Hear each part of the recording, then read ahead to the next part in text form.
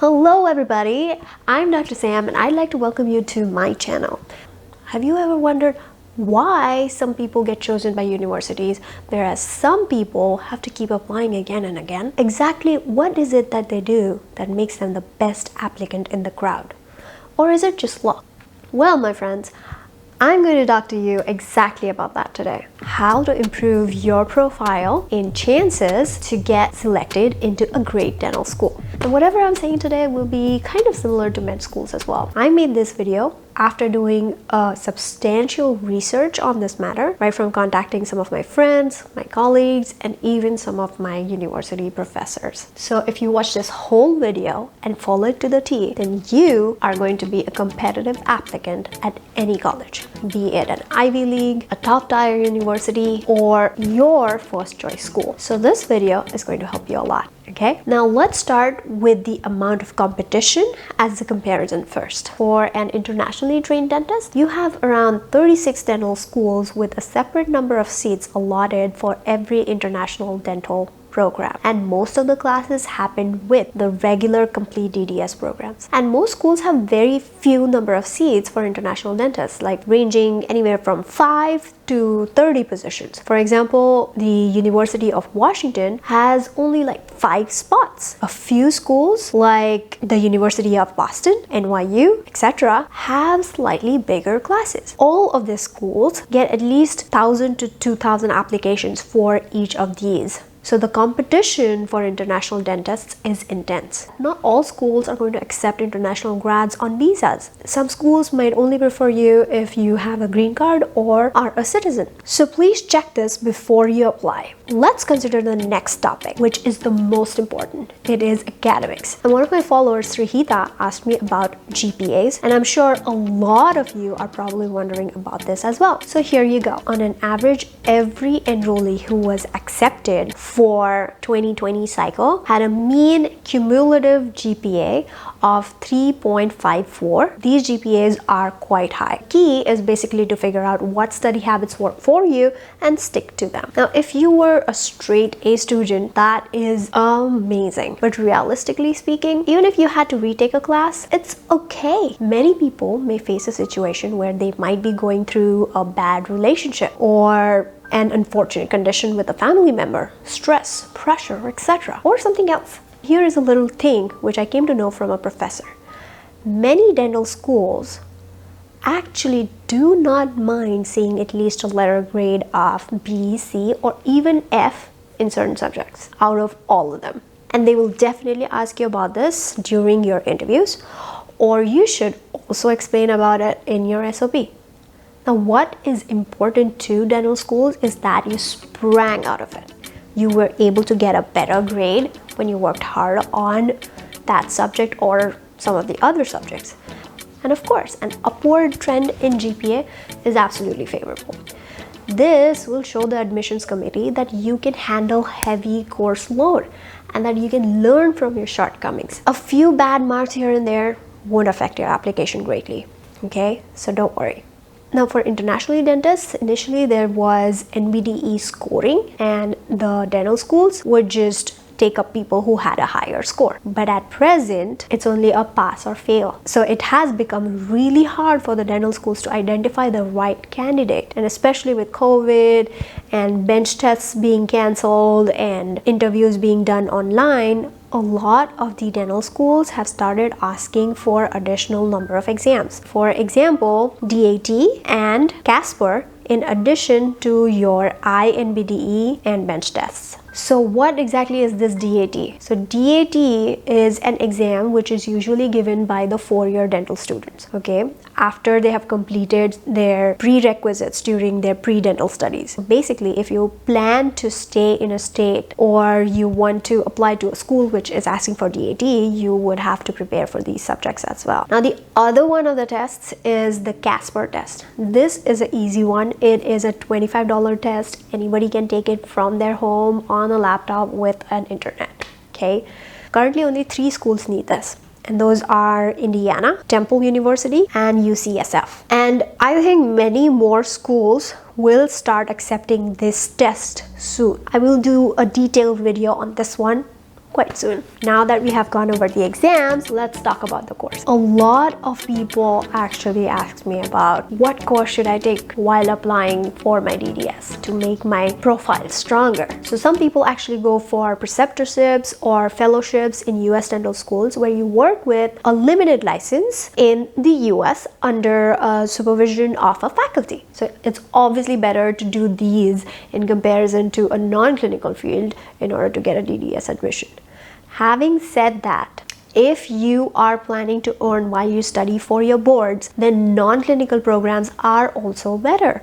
Choose wisely depending on your situation, because dental school applications also need money even before you start paying for the dental school tuition. US does not have a shortage of dentists, so it is made harder for international dentists to come and practice here, with a lot of hoops and hurdles. And I personally had 1.5 years of work experience after 1 year of internship in my dental school back in my home country. And whatever I earned while working there, I used those earnings for all the applications.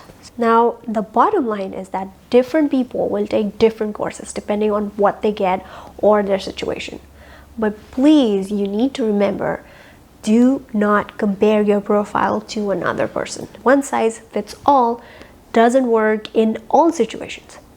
Work on your strengths and show them how awesome you are. Apart from academics, the most important thing that you need to remember is your extracurricular activities. You know, for most of the pre-dental students here, they are always suggested to join some clubs, take part in athletics, and attend events and build your social network. Because you never know who knows who and what they can offer you in the future. Participating in extracurricular activities will actually not only allow you to have a more enjoyable experience at the university, but they will also enhance your application greatly. You want to show the admissions committee that you are more than just an well-educated individual and you have commitments outside of your academics. If you joined a club in your freshman year or during your dental school and then became the vice president or president on that club, this would be a very favorable extracurricular to add to your resume.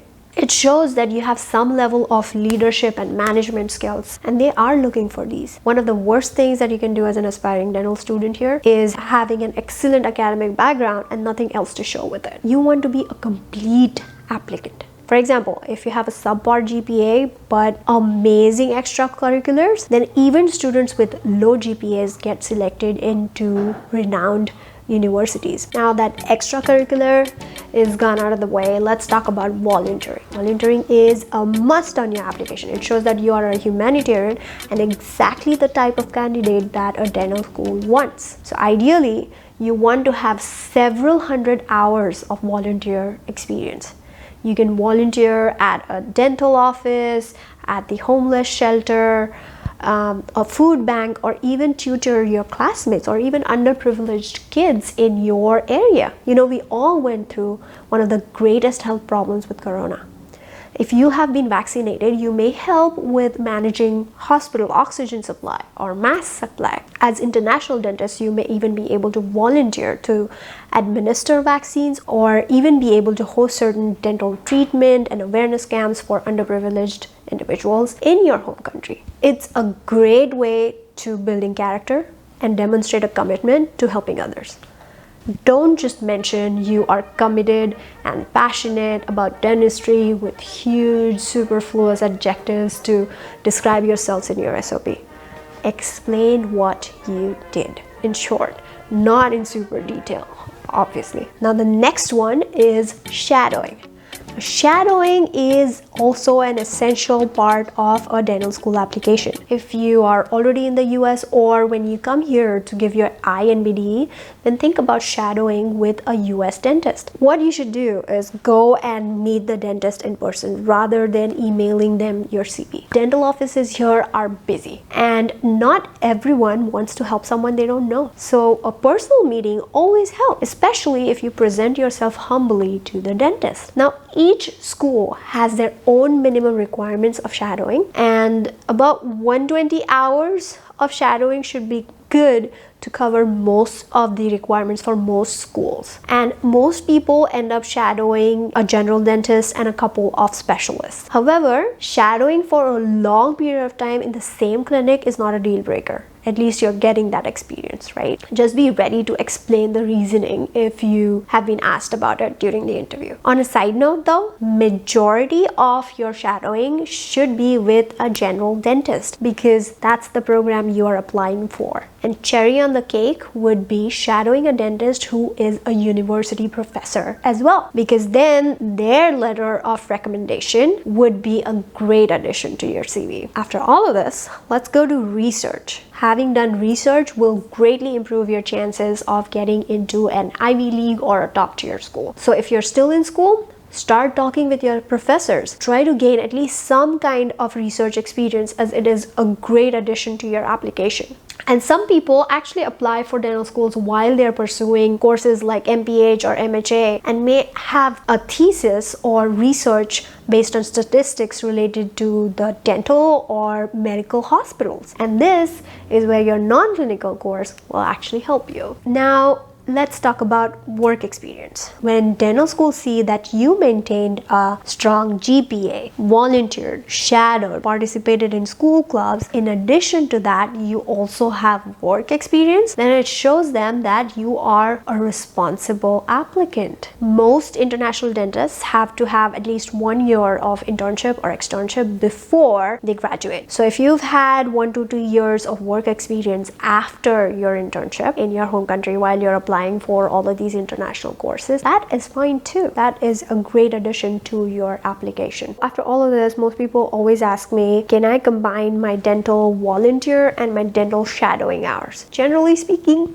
yes. Oftentimes, volunteering and shadowing will entail the same role. However, if your shadowing experience was different from the volunteering, you should mention that way. Be sure to always let the dentist that you are shadowing or volunteering with, let them know what you're putting those hours to so that they can mention these in the letters of recommendation. All in all, you need to remember and trust in yourself. You may have something more than another applicant in either of the categories. Maybe you have one weak area, then try to work on the other areas in order to decorate your application well. And well, that is how you improve your chances for getting accepted into a dental school. Now, if you found this information helpful, then you might want to check out my next video, which is about how to prepare for the national boards or INBDE and also for GAT. Also, please subscribe, like, and share this video with your friends and family. My contact details are listed in the description below. You are welcome to send me any questions in the comments or email me directly. Adios for now.